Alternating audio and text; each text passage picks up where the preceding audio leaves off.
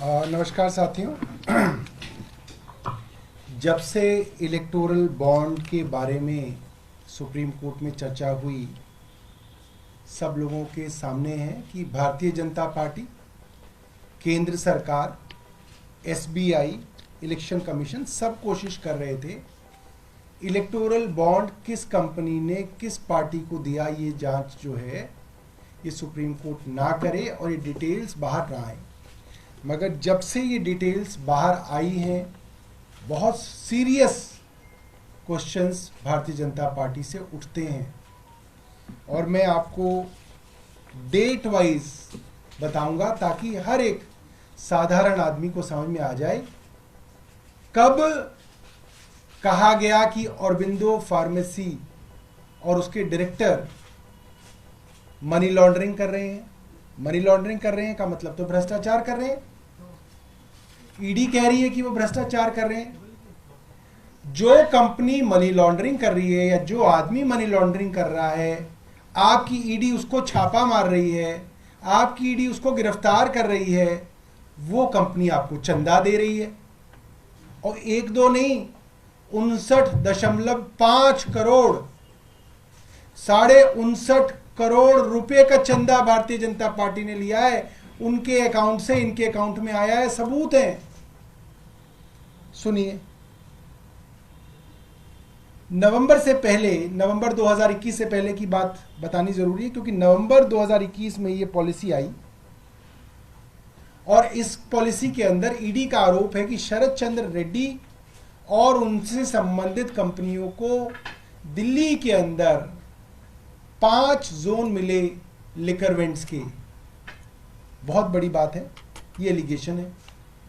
ये पॉलिसी नवंबर 2021 में आई, तो जब ये पॉलिसी चल रही थी उस दौरान, यानी कि 5 जनवरी 2022 को ये पॉलिसी उस वक्त रन कर रही थी। इनके पास 5 जोन थे। उस दौरान ऑरोबिंदो फार्मा ने 3 करोड़ के बॉन्ड खरीदे और उसके कुछ दिनों में बीजेपी ने वो बॉन्ड इनकैश करा लिए। अभी सबूत आ गए हैं कि भारतीय जनता पार्टी ने ये पैसा ले लिया है। उसके कुछ दिनों बाद जुलाई में ऑरोबिंदो फार्मा ने 1.5 करोड़ रुपए के बॉन्ड खरीदे। जुलाई 2022 में ही बीजेपी ने वो बॉन्ड इनकैश करा लिए। ऑरोबिंदो फार्मा का पैसा आ गया। अभी तक ऑरोबिंदो फार्मा के ऊपर कोई मुकदमा नहीं चला है, ठीक है। अब इसके बाद आते हैं नवंबर में। अब आपको मालूम ही है कि जुलाई के अंदर ये पॉलिसी 2022 में वापस आ गई। सरकार ने वो पॉलिसी वापस ले ली और ये बात होने लगी, सब जगह मुकदमे दर्ज होने लगे। सीबीआई के मुकदमे दर्ज हो गया कि ये जो कंपनियां हैं ये अब रडार में हैं, इनके ऊपर जांच चल रही है। अब आप सुनिए कि 9 नवंबर को 2022 ईडी शरद चंद्र रेड्डी को बुलाती है।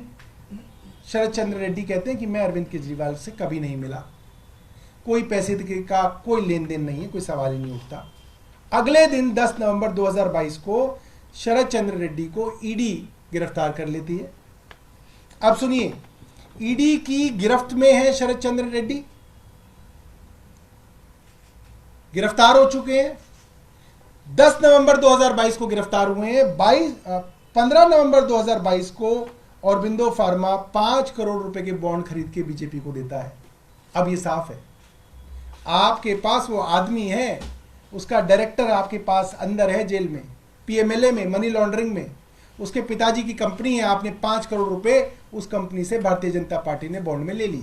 अब आगे सुनिए, ये भी इनकैश करा लिए गए।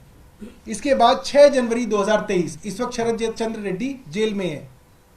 5 करोड़ रुपए देने के बाद भी जेल में है। शरद चंद्र रेड्डी से दोबारा से पूछा गया, चार्जशीट दायर की गई।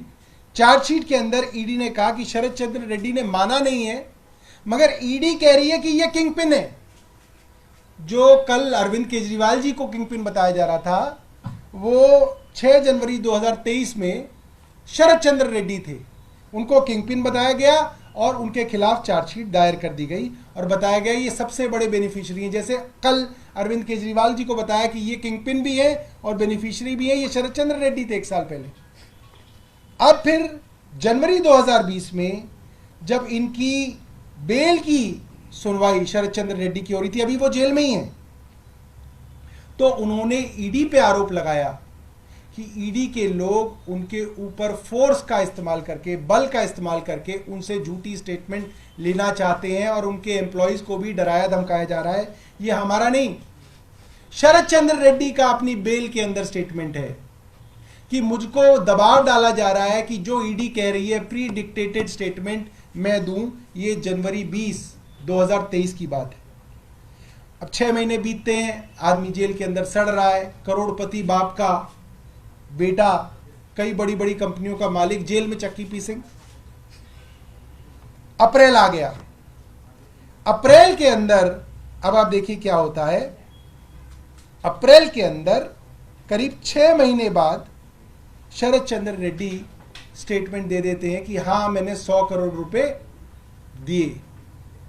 6 महीने बाद, कई बार स्टेटमेंट देने के बाद ये उन्होंने स्टेटमेंट दी। उसके बाद मई में ये मामला हाई कोर्ट जाता है। अब उन्होंने जो ईडी उनके ऊपर दबाव डाल रही थी कहने के लिए, जो कि उन्होंने ही बताया, वो उन्होंने आखिरकार कह दिया। उन्होंने ये बात आखिरकार कह दी अप्रैल 2023 में। अब मई आ गया। मई में उनकी एप्लीकेशन अब हाई कोर्ट के अंदर लगी कि मेरी पीठ में बहुत दर्द चल रहा है।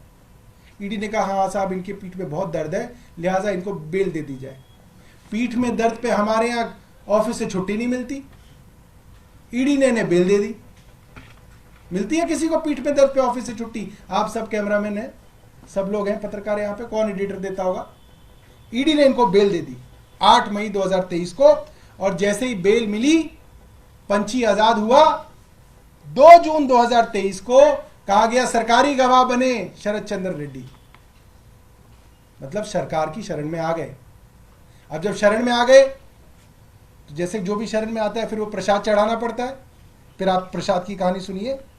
जून 2023 में शरद चंद्र रेड्डी अप्रूवर बन जाते हैं और नवंबर 2023 में जब सरकार को पता है कि ये मनी लॉन्ड्रिंग का आरोपी है, इसने तथाकथित तौर पे 100 करोड़ रुपए की रिश्वत दी, ये जेल में था, उस आदमी से उसकी कंपनियों के थ्रू 3 कंपनी जिनके नाम आतिशी ने बताए। पहली कंपनी औरबिंदो फार्मा और उसकी 2 सब्सिडीज से 50 करोड़ रुपया भारतीय जनता पार्टी ने लिया। 50 करोड़ रुपया छोटा मोटा नहीं है कि कोई 50,000 रुपए डाल गया प्लीज ले लो। 50 करोड़ रुपए के electoral bond Bharatiya Janata party ने शरद चंद्र रेड्डी की कंपनियों से लिए। अब क्या हुआ? ये तो क्योंकि छुपा हुआ था, किसी को पता ही नहीं चलना था किससे कौन क्या ले रहा है, किसी को बताना नहीं था। कानून बना दिया था देश में कि कौन सी कंपनी किससे पैसा ले रही है, कौन सी कंपनी किस पार्टी को पैसा दे रही है। ये कानून है देश का कि किसी को नहीं बताया जाएगा। सुप्रीम कोर्ट ने एक पिटीशन को डिसाइड किया और आर्म ट्विस्ट करके, हाथ मरोड़ के केंद्र सरकार की ये लिस्ट जो है डलवाई।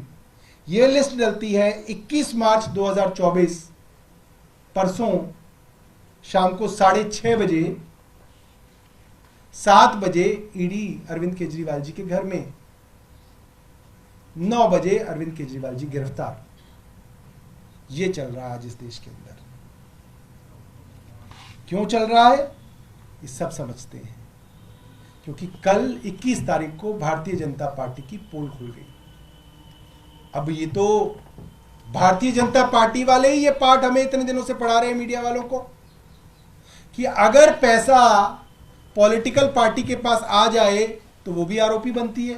ये तो भारतीय जनता पार्टी के ही सारे के सारे जो है प्रवक्ता हमें 1 साल से समझा रहे हैं। संबित पात्रा जी, वो जो है भाटिया जी, एडवोकेट साहब, स्मृति ईरानी जी, तो अब आतिशी जी ने बता दिया। 59.5 करोड़ रुपया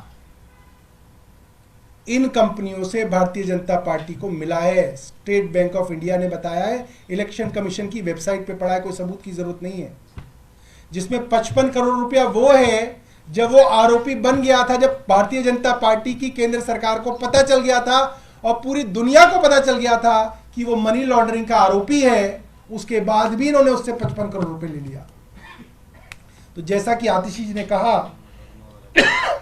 इस मामले में क्योंकि मनी ट्रेल सीधे तौर पे भारतीय जनता पार्टी में जा रही है, प्रोसीड्स ऑफ क्राइम सीधा सीधा भारतीय जनता पार्टी तक पहुंच रहा है, लिहाजा भारतीय जनता पार्टी को इसी केस में आरोपी बनाना चाहिए। और जिस तरह से अरविंद केजरीवाल जी को गिरफ्तार किया गया, क्या कहा है कि भाई जिस पार्टी को फायदा मिला उसके एक कन्वीनर है। तो अब भारतीय जनता पार्टी को फायदा मिला, उसके कन्वीनर कौन है आप जानते हैं। उनको भी भाई ईडी जो है उनकी भी सेवा करे, सिर्फ अरविंद केजरीवाल जी की नहीं। तो ईडी से ये है कि ईडी जाए और भारतीय जनता पार्टी के जो प्रेसिडेंट हैं जेपी नड्डा जी, उनसे पूछताछ करे, और अगर पूछताछ में वो सहयोग नहीं करते तो उनको भी गिरफ्तार किया जाए और भारतीय जनता पार्टी को आरोपी बनाया जाए।